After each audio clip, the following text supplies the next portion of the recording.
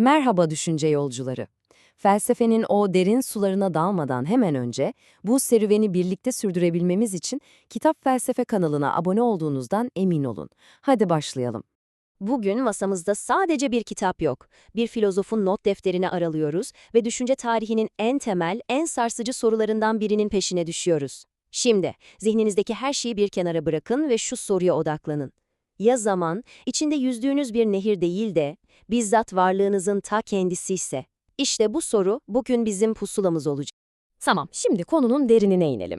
Heidegger'in ne yapmaya çalıştığını anlamak için ilk iş olarak zamanla ilgili bildiğimiz o hepimize tanıdık gelen fikirleri bir anlığına rafa kaldırmamız lazım. Bakın, normalde zamanı nasıl düşünürüz?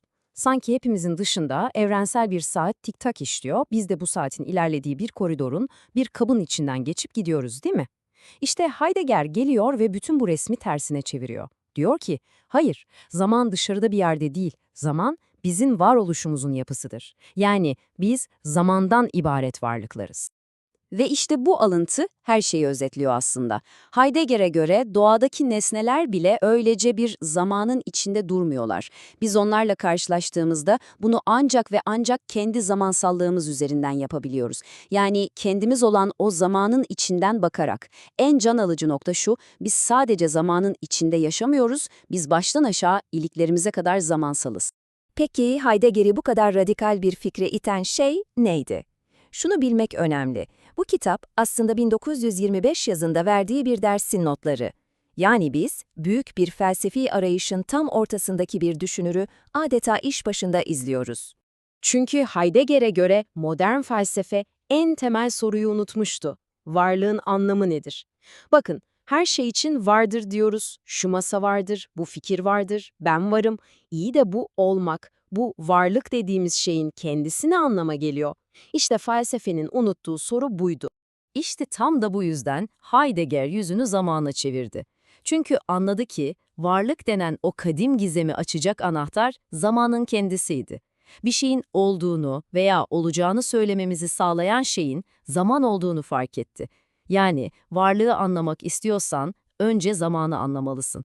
Güzel ama insan bu kadar devasa, bu kadar temel bir şeyi nasıl araştırmaya başlar ki? Nereden tutacaksın? Heidegger'in bir metoda, bir alet çantasına ihtiyacı vardı. İşte kullandığı alet buydu. Fenomenoloji. Bu kulağa karmaşık gelen kelime aslında çok basit bir ilkeye dayanıyor. Diyor ki, bir anlığına bütün o bilimsel teorileri, soyut fikirleri unut. Sadece ve sadece deneyimin kendisine, şeylerin sana göründüğü haline odaklan. Yani bir şeyi olması gerektiği gibi değil, bizzat deneyimlediğin gibi anlamaya çalış. Heidegger'in izlediği mantıksal yolda tam olarak bu. Bakın, eğer tarihi veya doğayı anlamak istiyorsak, önce bu şeylerin içinde göründüğü o ufku anlamamız gerekir. Heidegger için bu ufuk, işte zamandır. Bu yüzden zamanı analiz etmek, onun bütün felsefesinin adeta kilit taşı, zorunlu başlangıç noktası oldu. Şimdi sıkı durun. Heidegger'in 1925'te, yani tek bir ders döneminde başarmayı planladığı şeyin ne kadar devasa olduğuna bir bakalım.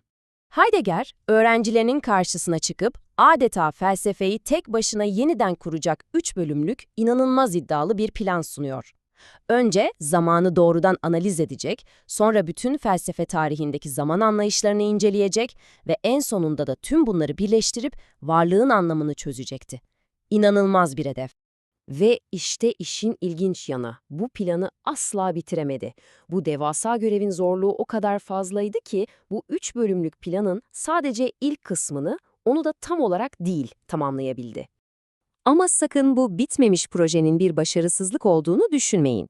Aslında tam tersi. Bu proje Heidegger'in felsefi başyapıtının ta kendisiydi. Onun temelini oluşturuyordu. İşte kilit bağlantı burada. Bu dersler, yani bizim bugün konuştuğumuz bu metin, 20. yüzyılın en önemli felsefe kitaplarından biri olan Varlık ve Zamanın ilk taslağı, orijinal planıydı. Bu bitmemiş ders aslında felsefe tarihini değiştirecek o dev eserin doğum sancılarıydı. Yani eninde sonunda olay şuna geliyor. Zamanı araştırmak, aslında insan olmanın ne demek olduğunu araştırmaktı. Zamanın yapısı, bizim kendi varoluşumuzun, dünyada bulunuşumuzun yapısıydı. Ve işte bu noktada Heidegger'in o büyük felsefi sorusunu alıp her birimize yöneltiyoruz. Eğer zaman, içinden akıp gittiğiniz bir nehir değil de bizzat olduğunuz şeyin ta kendisi ise, bu hayatınızı yaşama şekliniz hakkında size ne söyler? İşte bu düşünceyle sizi baş başa bırakıyorum.